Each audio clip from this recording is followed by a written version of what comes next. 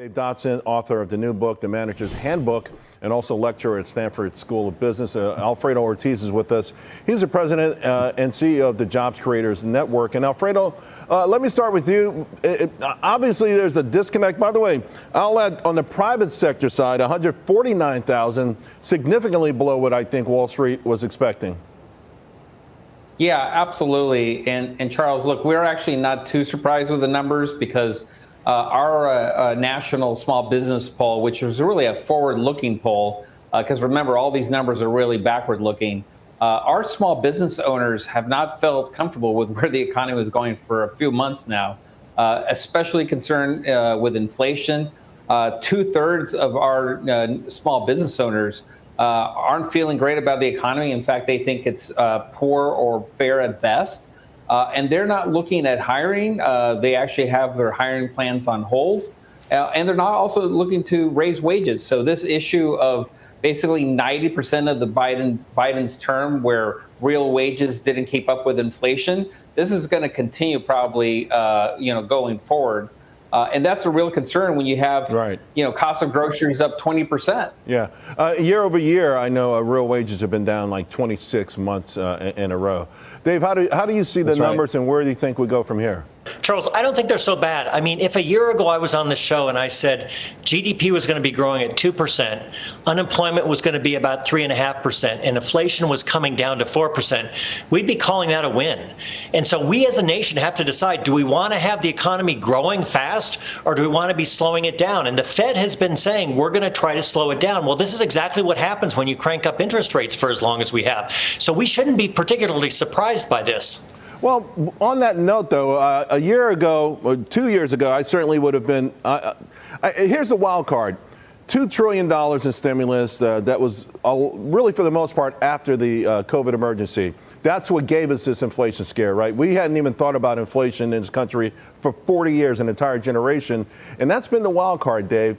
And I look at these numbers, for instance, I'm concerned about what happens over the next few months, over the next year.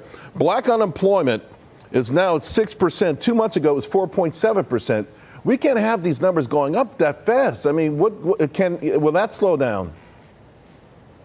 That was actually, Charles, the most alarming number that I saw was what happened with black unemployment.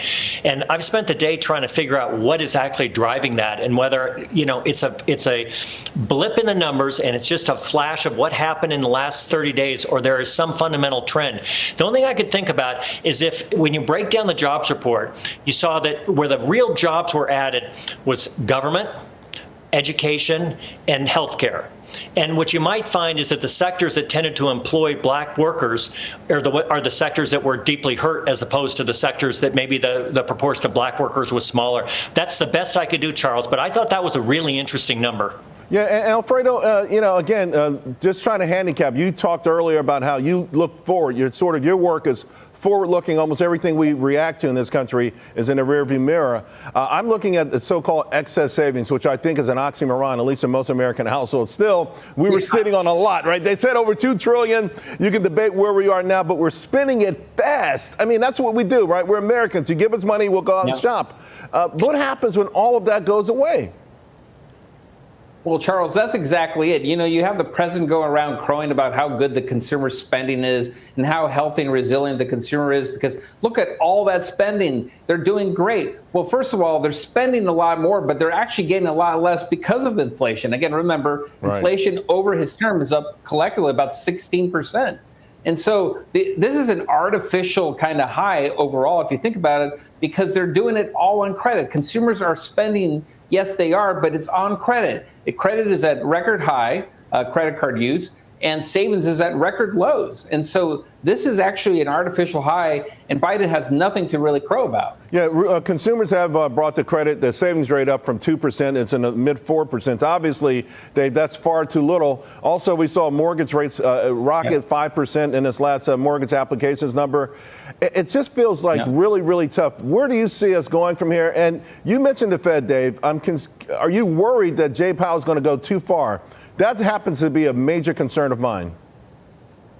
Mine too, Charles. And you and I have shared the same concern over the last 6 months. If you look at where the jobs were added, which I just mentioned were education, government, and healthcare, in what world does an interest rate of 1/8 of a point or a quarter point higher change that hiring rate? What we need to look at are the sectors that are sensitive to interest rates. And those sectors actually did not add very many jobs. So I am praying that the Fed sits on their hands, stops playing the economy like it's a video game, and lets things sort of settle down. Because right now, I'm not saying that the economy is fantastic, but it ain't broken when you've got inflation coming down to about 4% and you've got GDP growth about 2%. So let's not break it, Charles. Yeah, well, I'm concerned that that's going to happen, and who knows, with the lag effect that might already be in play. So, Alfredo, where do we go from here? You've got more money coming in, still through either from the fiscal side. States are sitting on a bunch of cash. Listen, some of these programs, you can talk about manufacturing coming back, particularly with semiconductor chips.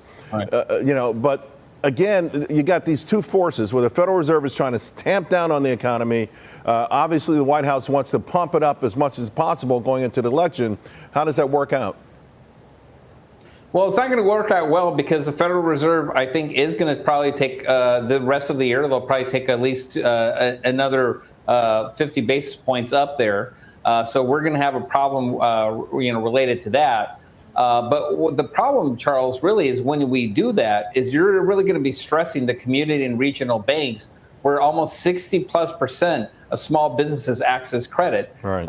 They've already having a hard time. They're very concerned about accessing credit. This is only going to make things worse. And remember, when 2/3 of new job growth is in the hands of these small business owners, they're not going to hire. They're not going to want to hire. They're not going to want to invest in their businesses.